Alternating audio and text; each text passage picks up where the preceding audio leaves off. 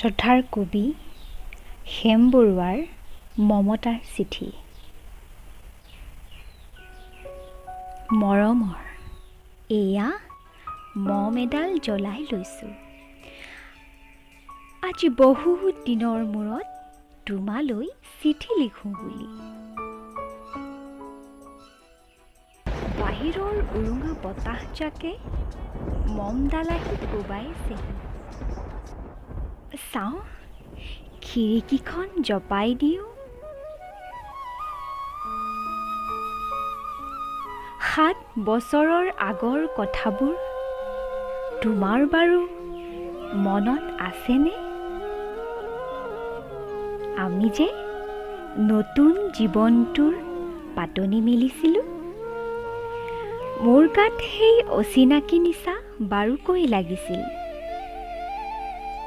সিদিনা আছিল কাতিৰ কুঁৱলীসনা এটি কোমল পুৱা। পদূলিত তল সৰা শেৱালিবোৰ উপচি আছিল।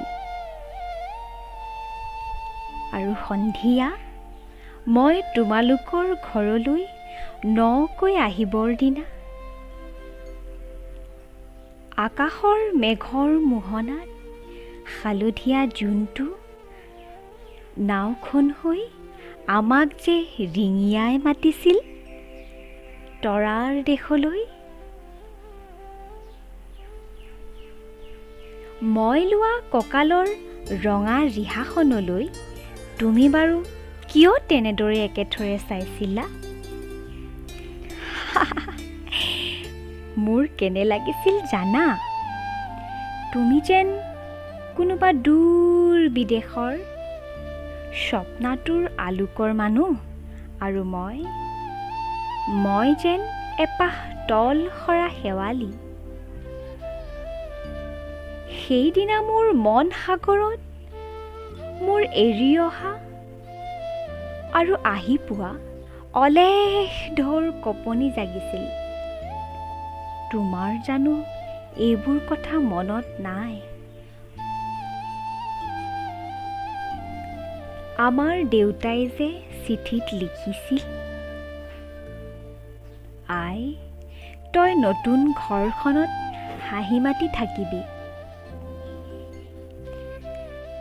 সেইবোৰ 7 বছৰৰ আগৰ কথা। মোৰ যেন সকলো পুৰাণৰ সাধু যেন লাগে। জেঠমহীয়া দেউতাৰ বছৰেকীয়া পাৰ হৈ গ'ল। তোমাৰ বাবুল এতিয়া বৰটো হৈছে। তাৰ ওপৰ পাৰিত ডালিম গুটি যেন দাঁত অকণি গজিছে। সি মোক একেবাৰে এৰিকে নিদিয়ে। কেতিয়াবা মোৰ যে ইমান খং উঠে। তুমি নাই নহয়, সেইকাৰণে।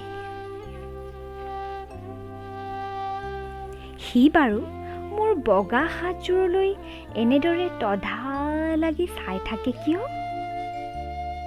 তাৰ উপজাৰে পৰা এইযোৰ কাপোৰ চিনাকি, সেইকাৰণে নহয়। বাবুল এতিয়া বৰটো হৈছে বুজিছা, আৰু ডাঙৰ হ'লে তাক স্কুলত নাম লগাই দিম।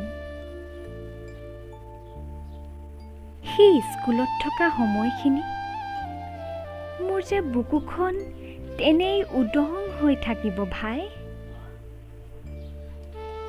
আৰু কি লিখিম? বিশেষ একো নাই। মোৰেই শপত, তুমি যিদিনা উলটি আহিবা মোক আগতীয়াকৈ জনাবা দেই।